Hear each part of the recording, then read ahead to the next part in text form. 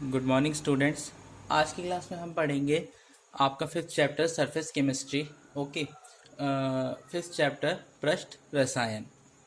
देखो student, first हमें यहाँ पे ये देखना है कि जो सरफेस केमिस्ट्री है वो हमें पढ़ना क्यों ज़रूरी है और ये क्या होती है। ओके, और इसके क्या क्या की पॉइंट्स हैं और इसे क्यों पढ़ा जाता है। ठीक है, तो सबसे पहले हम डिस्कस करते हैं कि सरफेस केमिस्ट्री क्या होती है। ओके, तो देखो, सरफेस केमिस्ट्री मीन्स पृष्ठ रसायन। ठीक है, हिंदी में इसको पृष्ठ रसायन कहते हैं। पृष्ठ यानी कि सतह और रसायन यानी कि विज्ञान। सरफेस यानी कि सतह और केमिस्ट्री यानी कि अपनी रसायन विज्ञान। ठीक है, जैसा कि आप लोग जानते हैं यहाँ पे इसके नाम से ही पता चलता है, सतही रसायन। ओके, तो हम यहाँ पे उन सब चीज़ों के बारे में स्टडी करेंगे जो कि किसी सॉलिड या लिक्विड की सरफेस पर होती हैं। मीन्स हम उन सब चीज़ों को पढ़ेंगे जो कि किसी ठोस या द्रव की सतह पर होता है। ओके, ऐसी रासायनिक अभिक्रियाएं जो कि किसी ठोस व द्रव की सतह पर होती हैं, उनका अध्ययन हम पृष्ठ रसायन की अंदर करते हैं। यह रसायन विज्ञान की एक शाखा है। ओके, इसकी परिभाषा अगर लिखने को आए तो हम इस तरीके से लिख सकते हैं, यह रसायन विज्ञान की वह शाखा है जिसके अंतर्गत हम किसी ठोस व द्रव की सतह पर होने वाले घटनाक्रमों का अध्ययन करते हैं। उदाहरणार्थ, जंग का लगना, किसी सॉलिड का, किसी ठोस का किसी द्रव में घुलना, या फिर विद्युत लेपन की विधि और इत्यादि इसके उदाहरण हैं। ठीक है, और अगर इंग्लिश में इसकी डेफिनेशन हम बोले तो इस तरीके से बोल सकते हैं, surface chemistry is that branch of chemistry which deals with the phenomena occurs at the surface of any solid and liquid such as corrosion, dissolving a solute and catalysation. ठीक है, मतलब कि सरफेस केमिस्ट्री, जैसा मैंने आपको पहले बताया, रसायन विज्ञान की वो ब्रांच है जिसके अंदर हम लोग किसी भी ठोस और लिक्विड की, ठोस और द्रव की सतह पर होने वाले घटनाक्रमों का अध्ययन करते हैं। ओके, चलो आगे चलते हैं कि इस चैप्टर में हमारे क्या क्या की पॉइंट्स आने वाले हैं, क्या क्या हमारे को देखने को मिलेगा। तो फर्स्ट, जैसा आप लोगों ने एब्जॉर्प्शन के बारे में सुना है, ओके, उसी तरीके से एक प्रोसेस होता है एड्जॉर्प्शन का। ओके, एब्जॉर्प्शन तो आप लोगों ने सुना होगा, अधिशोषण। एड्जॉर्प्शन को तो हम अधिशोषण कहते हैं और एब्जॉर्प्शन को कहते हैं अवशोषण। ओके, जस्ट सपोज कहीं पे अगर पानी फैल जाता है हमारे घर में, तो हम लोग क्या करते हैं, पोंछा लाते हैं और उसके ऊपर डाल देते हैं या कपड़ा उसके ऊपर डाल देते हैं।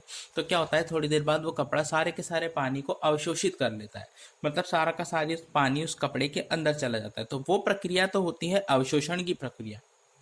ठीक है, एब्जॉर्प्शन की प्रक्रिया, एब्जॉर्प्शन की प्रोसेस। लेकिन ऐसे ही एक प्रोसेस होता है एड्जॉर्प्शन का प्रोसेस।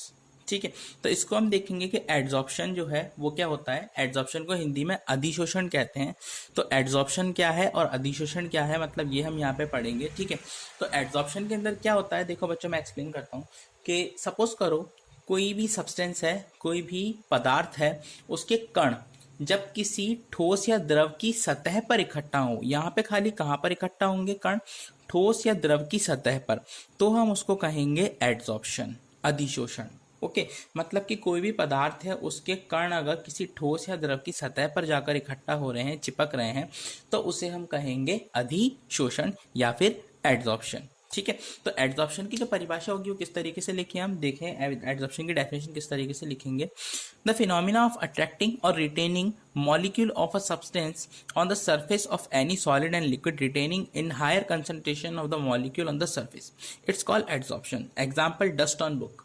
ठीक है, मतलब कि यहाँ पे हमने बात की कि भाई कोई भी ऐसे सब्सटेंस के पार्टिकल जो कि किसी दूसरी सरफेस पर जाकर अट्रैक्ट हो रहे हैं और वहाँ पर सरफेस पर उनकी कंसंट्रेशन जो है, ठीक है, वो क्या होती जा रही है, इंक्रीज होती जा रही है। ठीक है, तो इसको हमने क्या कहा, एड्जॉर्प्शन। इसका एक एग्जांपल हमने यहाँ पे देखा है, डस्ट ऑन बुक, मतलब कि किसी बुक की सरफेस के ऊपर जब डस्ट के पार्टिकल आके अटैच हो जाते हैं तो हम उसको कहते हैं एड्सॉर्प्शन। ठीक है, वो किसके अंदर आएगा, एड्सॉर्प्शन के अंदर आएगा। ठीक है, तो इसको हम कहते हैं अधिशोषण। मैंने बताया, अधिशोषण वह पराक्रम है जिसके अंतर्गत किसी पदार्थ के अणु द्रव या ठोस की सतह पर इस तरह आकर्षित होते हैं व चिपकते हैं कि उनकी सांद्रता सतह पर बढ़ जाती है। उदाहरण, किताब पर धूल। जैसा मैंने अभी आपको बताया, किसी किताब की सतह पर अगर धूल आकर जमा होगी तो वहां पे जो धूल के कण होंगे, ठीक है, वो किसी किताब की सतह पर जाके अटैच हो जाते हैं, चिपक जाते हैं। तो इसको हम कहते हैं एड्सॉर्प्शन या फिर अधिशोषण। ओके, तो अब हमारे ये समझ में आ गया कि अधिशोषण क्या है, एड्जॉर्प्शन क्या है। इसके बाद हम चलते हैं इससे जुड़े हुए कुछ बेसिक कंसेप्ट के ऊपर कि भाई अधिशोषण क्या होता है, ठीक है, इसके अंदर कौन कौन सी चीज़ें होती हैं और उनको क्या क्या कहा जाता है। ओके, तो हमने अधिशोषण तो देख लिया कि भाई ये तो सतह पर हो रहा है, ठीक है, किसी चीज़ के अंदर नहीं जा रहा है, बल्कि जो पार्टिकल्स है वो कहाँ पर है, किसी द्रव या ठोस की सतह पर इकट्ठा हो रहे हैं। ओके, चलो अब देखते हैं कि इससे रिलेटेड की पॉइंट्स क्या क्या हैं या मुख्य बिंदु क्या क्या हैं। ठीक है, एड्जॉर्प्शन के अंदर दो चीज़ें होती हैं, फर्स्ट होता है एड्जोबेट एंड सेकंड वन इज एड्जोबेंट। ठीक है, एड्जोबेट को हम हिंदी में कहते हैं अधिशोष्य और एड्जोबेंट को हम हिंदी में कहते हैं अधिशोषक। ओके, तो अब हम यहाँ पे पढ़ेंगे कि एड्जोबेट अधिशोष्य क्या है, एड्जोबेंट अधिशोषक क्या है। ओके, चलो जैसे कि आप लोगों ने छोटी क्लासों में पढ़ा होगा कि सॉल्यूशन जो होता है वो दो चीज़ों से मिलकर बना होता है, सॉल्यूट प्लस सॉल्वेंट। ठीक है, विलेय प्लस विलायक।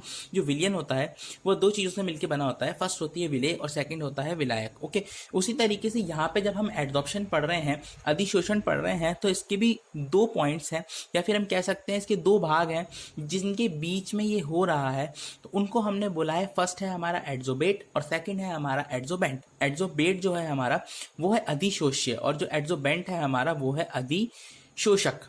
ठीक है, तो चलते हैं एड्जोबेंट और एड्जोबेट की तरफ। एड्जोबेट देखते हैं, अधिशोष्य क्या है। Adsorbate are the particles of substance which get attach to the surface of a solid and liquid. हम कह सकते हैं कि जो एड्जोबेट है वो पार्टिकल हैं जो किसी सरफेस पर जाकर अटैच होते हैं, चिपकते हैं। ओके, अभी हमने बुक वाला एग्जाम्पल देखा था जिसके अंदर जो डस्ट के पार्टिकल थे वो बुक की सतह पर, बुक की सरफेस पर जाकर अटैच हो रहे थे। मींस जो डस्ट के पार्टिकल है उनको हम क्या कह सकते हैं, एड्जोबेट कह सकते हैं। ओके, इसी तरीके से हिंदी में अगर मैं बोलूँ कि अधिशोष्य क्या है, तो अधिशोष्य को मैं बोल सकता हूँ किसी भी पदार्थ के वह अणु जो किसी सतह पर जाकर चिपकते हैं या फिर वहाँ पर जाकर जुड़ते हैं। ठीक है, तो उन्हें हम अधिशोष्य कहते हैं। फिर से मैं रिपीट करता हूँ, अभी हमने बुक वाला एग्जाम्पल देखा था, बुक और डस्ट वाला।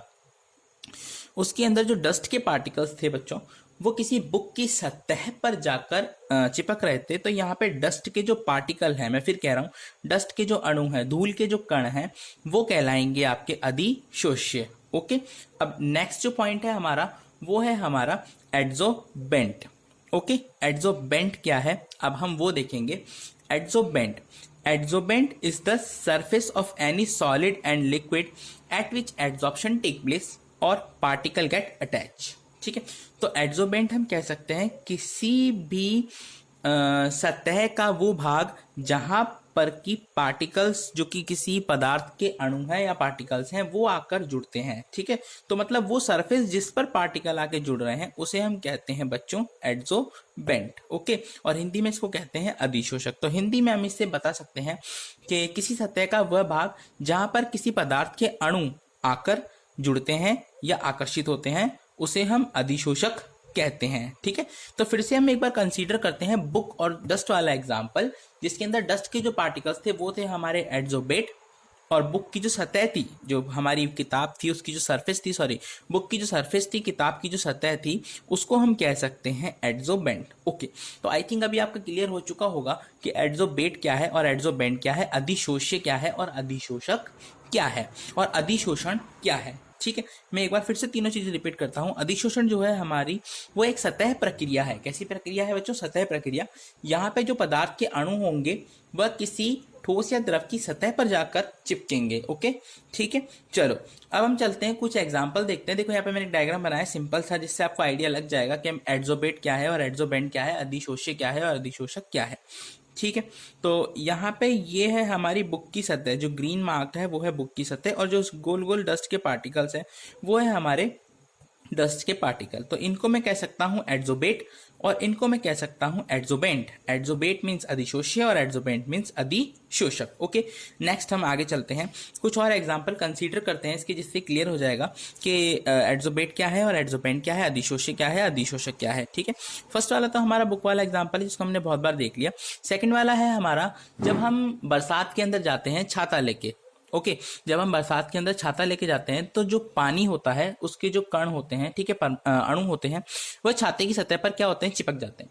तो छाते की सतह पर जब वो चिपक जाते हैं तो हम कह सकते हैं छाते के जो अणु हैं वो क्या कहलाएंगे बच्चों, एड्सोबेट मीन्स अधिशोष्य, और जो छाते की सतह है उसे हम कह सकते हैं एड्सोबेंट मीन्स अधिशोषक।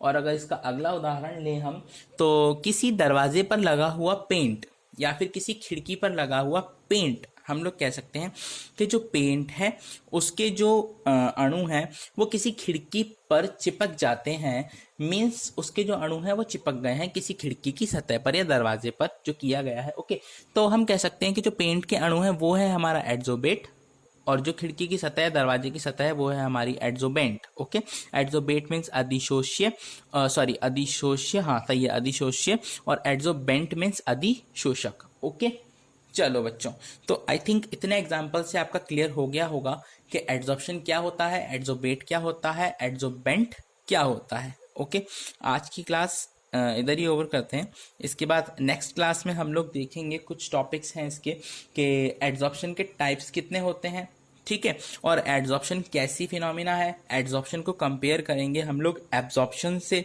ओके, तो इन सब चीज़ों को हम लोग आगे कंसीडर करेंगे नेक्स्ट क्लास में। Okay students, class over.